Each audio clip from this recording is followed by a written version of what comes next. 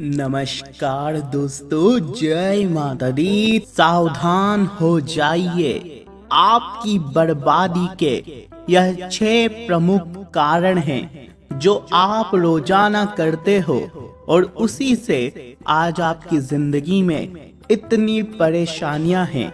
धन दौलत की परेशानी है, घर बार की परेशानी है, शादी विवाह की परेशानी है, संतान की समस्या है। सभी के पीछे मात्र दोस्तों यही आपकी गंदी गंदी आदतें हैं। इन्हीं के कारण आपके जीवन में खुशियां नहीं आ रही है, आपके जीवन में सुख समृद्धि नहीं आ रही है। दोस्तों, आप रोजाना कमेंट बॉक्स में हमें बोलते हैं गुरुजी बहुत समस्या है, कर्जे की है, धन दौलत की है, क्या करें। दोस्तों, उसके पीछे केवल मात्र आपकी ही कुछ आदतें हैं जो आप दोस्तों रोजाना कर रहे हैं और आपको पता तक नहीं चल रहा। आज दोस्तों जब आप जानेंगे आपकी बर्बादी के कारण, तो आप भी हक्के बक्के रह जाएंगे सुनकर। लेकिन चिंता की बात नहीं है, आज की वीडियो देखने के बाद आपके जीवन में आ रही तमाम दुख, तमाम परेशानियां दूर हो जाएगी, क्योंकि उसके बाद आप दोस्तों वह गलतियां नहीं दोहराओगे। ये बात हम भी जानते हैं। तो आइए आज आपकी नींद उड़ा देते हैं दोस्तों। बड़े ही प्यार से, बड़े ही दोस्तों मन से वीडियो को लाइक कर दीजिएगा, वीडियो को लाइक कर दीजिए और नीचे कमेंट बॉक्स में सच्चे मन सच्ची श्रद्धा से ओम नमः शिवाय जरूर लिखना। देवादिदेव महादेव की कृपा आप सभी के ऊपर बनी रहेगी। देखिए दोस्तों, भगवत गीता में भी इन्हीं चीजों के बारे में बताया गया है। दोस्तों, गीता के जो अनमोल वचन है मनुष्य को सही राह दिखाते हैं जीवन में। गीता दोस्तों जीवन में धर्म, कर्म और प्रेम का पाठ पढ़ाती है। गीता संपूर्ण जीवन दर्शन है और इसका अनुसरण करने वाला व्यक्ति जीवन में कभी निराश और कभी हताश नहीं होता है। देखिए, गीता के अनुसार और हमारे अनुसार आपकी बर्बादी के मुख्य दोस्तों कई कारण हैं। दोस्तों ध्यान से सुनना। दोस्तों, पहली आदत है और पहला कारण है, देखिए हम अक्सर अपने आप को सही मानते हैं। हम हमेशा खुद को बड़ा मानते हैं।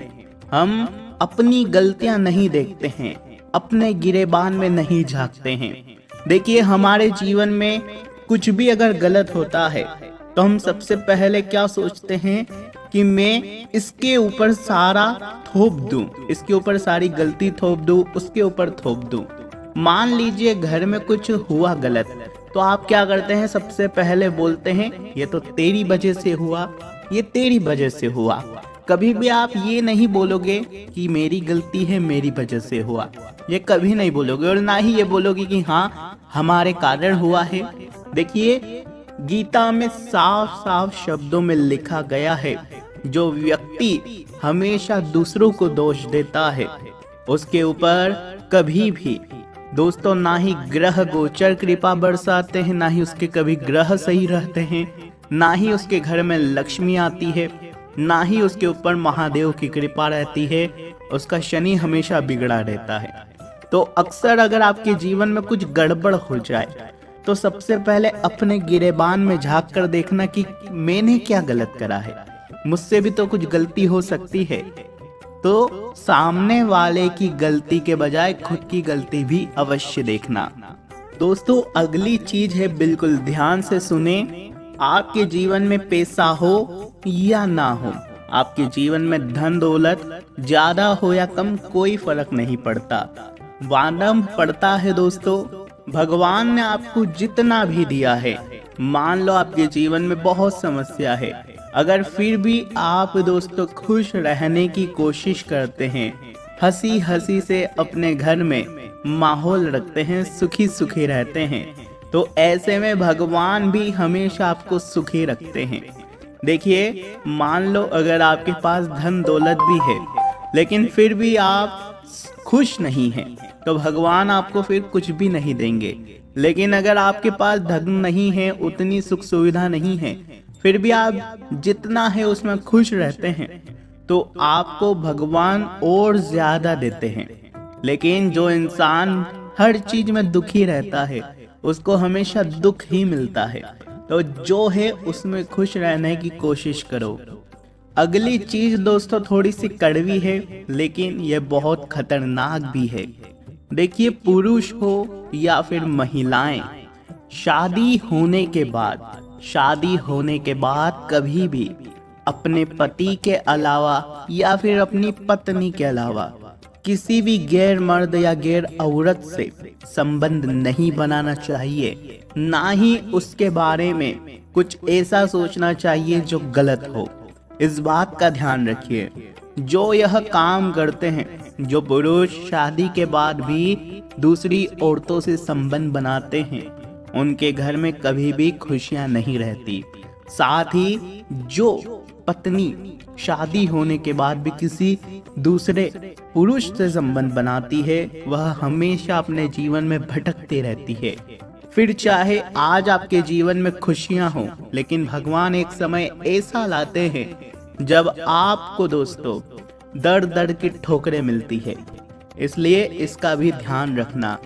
दोस्तों अगली चीज है शास्त्रों के अनुसार, धर्म पुराण के अनुसार दोस्तों अपनी तारीफ करने की आदत मनुष्य को घमंडी और मतलबी बना देती है। ऐसे लोग हर समय खुद को दूसरों से ऊपर समझते हैं। यह आदत किसी के भी जीवन को बर्बाद कर सकती है। इससे जितना हो सके दूरी बनाए ले। कभी भी खुद की तारीफ मत करना, ध्यान रखना। अगली चीज है दोस्तों, कहा जाता है कि कुछ लोगों का भगवान और धर्म में विश्वास नहीं होता। उन्हें ना तो धर्म ज्ञान से कोई मतलब होता है, ना ही देवों से होता है, ना ही भक्ति से होता है। इसी वजह से वे अधर्मी और पापी कहलाते हैं और खुद अपनी बर्बादी का कारण बनते हैं। देखिए, अगर आपके जीवन में दुख भी है, तकलीफ भी है, लेकिन फिर भी आप भगवान को आए दिन कोसते रहते हैं, भगवान तूने ये किया वो किया। जो मनुष्य हर बात में अपने माता पिता, अपने भगवान, अपने बड़ों को कोसता रहता है, उसकी बर्बादी बहुत हद तक कोई नहीं रोक सकता। वो चाहकर भी अपने जीवन में कभी सुखी नहीं रह सकता।